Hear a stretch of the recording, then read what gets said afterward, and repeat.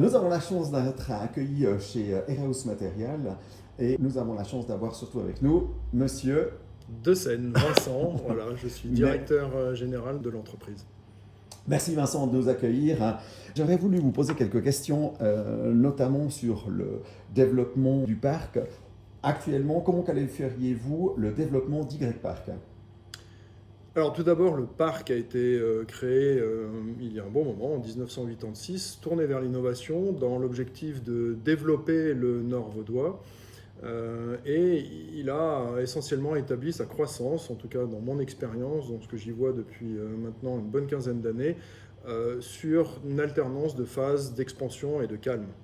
Aujourd'hui, on est dans une forte phase d'expansion. Les origines s'en trouvent dans les 5-6 dernières années. C'est un travail très long pour attirer les entreprises.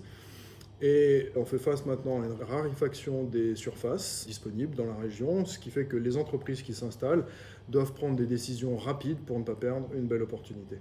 Merci Vincent. Si aujourd'hui vous deviez donner quelques critères qui ont contribué au succès du parc.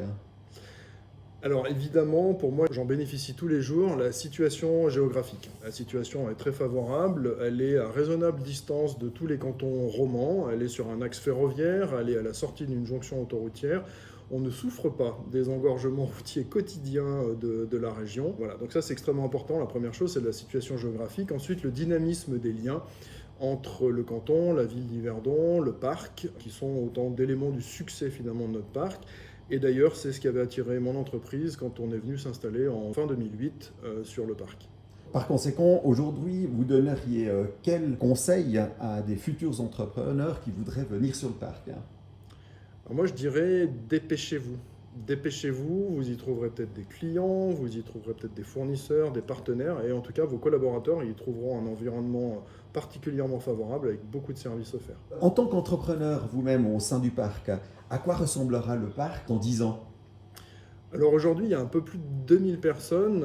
Dans 10 ans, on sera probablement une petite ville de plus de 5000 habitants, avec une gare CFF. Pourquoi pas des navettes autonomes pour aller en ville ou se déplacer sur le parc, comme on en voit déjà ailleurs, des services mutualisés entre les entreprises, une myriade de bornes pour les véhicules électriques. Alors évidemment, il y aura peut-être problèmes d'approvisionnement électrique, mais enfin voilà, et pourquoi pas des zones de détente ou de sport pour les habitants. Très bien, merci. Si vous aviez un vœu à formuler pour le développement du parc dans le futur, lequel serait-il? Alors là, il y a un point qui est très important. Je parlais en introduction de l'innovation, qui est chère évidemment à la Suisse.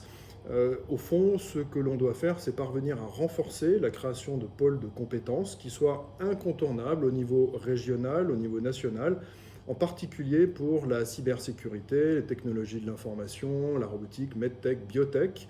Nous en avons déjà, nous devons le renforcer et renforcer également les échanges avec les autres parcs. Donc l'innovation est un des piliers du succès de notre pays. Elle naît souvent de l'interdisciplinarité et de l'excellence. Et pour finir, si vous aviez une anecdote, qu'est-ce que vous pourriez partager avec nos lecteurs? Une anecdote. Je dirais que la raréfaction des terrains, elle a eu pour conséquence de ne plus laisser aux résidents un terrain libre sur lequel on puisse faire la chicken party. Et donc, au fond, ça a fait le bonheur de quelques centaines de poulets que l'on ne mange plus. Donc voilà, il y a toujours finalement il y a toujours un gagnant. Merci beaucoup.